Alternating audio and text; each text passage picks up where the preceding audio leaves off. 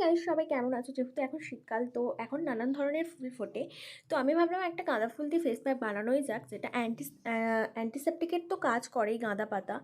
তো ফুলটা, এই ফুলের ফেস প্যাকে ট্যান রিমুভ হয়, প্লাস কোনো ব্রণ বা কোনো র্যাশ কোনো কিছুই হয় না, একটা আলাদাই গ্লো দেয়। তো এটা বানানো যাক, চলো। তো গাঁদা ফুলের পাপড়িটা ভালো করে কেটে নিয়ে, ডাঁটিগুলো নেবে না, পাপড়িগুলোই নেবে। নেওয়ার পরে এটাকে ভালো করে জল দিয়ে ধুয়ে নেবে। তো ধুয়ে নেওয়ার পরে এটা মিক্সিতে বেটে নিয়েছিলাম। তো এর মধ্যে আমি একটু চালের গুঁড়ো দিয়েছিলাম। তোমরা চাইলে এতে অ্যালোভেরা জেলও দিতে পারো, অ্যালোভেরা জেলও খুব ভালো এর মধ্যে। তো আমার এটা তোমরা নর্মালি এটা অ্যালোভেরা জেল অ্যান্ড হচ্ছে অলিভ অয়েল দিয়েও ইউজ করতে পারো। আমি একটু টক দইয়ের মধ্যে মিশিয়ে ইউজ করেছিলাম। তো এটা জাস্ট মানে ধোয়ার পরে একটা আলাদাই গ্লো দিচ্ছিল।